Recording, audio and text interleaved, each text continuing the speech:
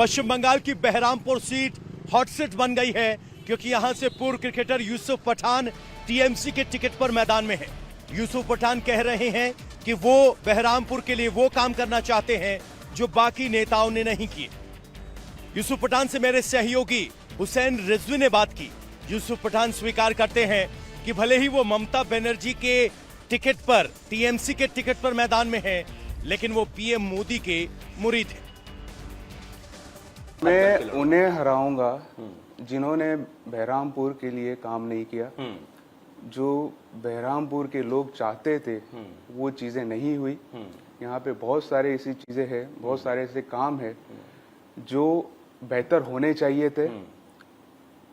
जहाँ का जो लीडर था या जो लोग यहाँ पे काम कर रहे थे उन्होंने वो जो काम नहीं किए और वहाँ पे थे पोजीशन में कि वो कर सकते थे, तो मैं उन ताकतों को हराऊंगा। नहीं तो उसमें तो वो दलील जो ममता बनर्जी देती हैं कि भाई स्टेट के बहुत सारे काम में जो सेंटर जो अड़ंगा अटका रहा है, पैसे रिलीज नहीं कर रहा है, वो सेम सिचुएशन अधीर रंजन के साथ भी। मेंबर ऑफ पार्लियामेंट जरूर है वो बहरामपुर से, लेकिन सेंटर में कोई और है। तो मैंने वही कहा कि आपको किस तरह से काम निकालना है वो आपको यू नो बेटर। तो बिल्कुल आप जब आवाम की आवाज लेकर जाएंगे तो कौन सी ऐसी पार्टी या कौन सी ऐसी ताकत है जो आवाम के लिए वो काम नहीं करेगी।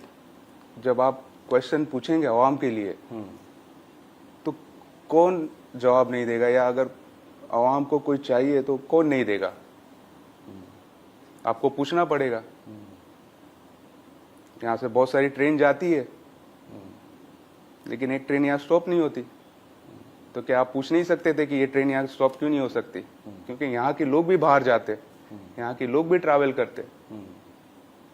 सिल्क इंडस्ट्री जो मुर्शिदाबाद से थी, एक टाइम में वर्ल्ड का जो जीडीपी है 5% हुआ करता था।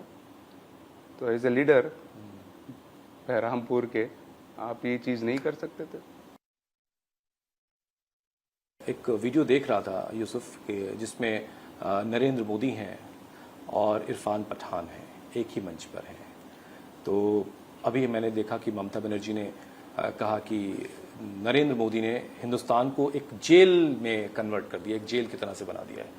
तो अब वो जो ताल्लुकात हैं वहाँ वाले, वो ताल्लुकात में कोई दिक्कत तो नहीं होगी? क्यों होनी चाहिए? वो पहले हमारे सीएम थे, हम तभी भी उनका रिस्पेक्ट करते थे और अभी भी उनका रिस्पेक्ट करते हैं।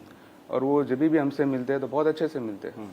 और देश के प्रधानमंत्री है तो वो हर एक को एक नज़र से देखते हैं, और हम तो फिर उनके शहर से, और उन्हें भी अच्छा लगेगा कि मैं उनके सामने खड़ा रहूंगा। खड़ा नहीं, मैं उनके सामने खड़ा नहीं हो सकता, लेकिन ये है कि गुजरात से भी एक और जो है।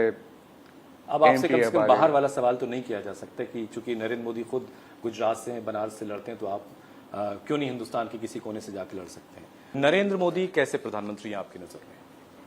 हमारे देश के प्रधानमंत्री है। मतलब कितनी मार्किंग देंगे आप उनको एक प्रधानमंत्री के तौर पर? नहीं, हमारे देश के प्रधानमंत्री आप कितनी देंगे? नहीं, हम तो सवाल आपसे पूछ नहीं, मैं आपसे भी पूछ रहा हूँ, आप रिस्पेक्ट करेंगे कि नहीं? Of course respect is another thing. मैं रिस्पेक्ट भी करता हूँ, और वो काफी टाइम से यूसुफ, रैंकिंग एक चीज होती है। जब रैंकिंग की बात मत करो यार। अच्छा चलिए, कोई बात नहीं। राहुल गांधी आपको कैसे लगते हैं? Avoid it. मुझे किसी भी पॉलिटिशियन के बारे में बात नहीं करनी।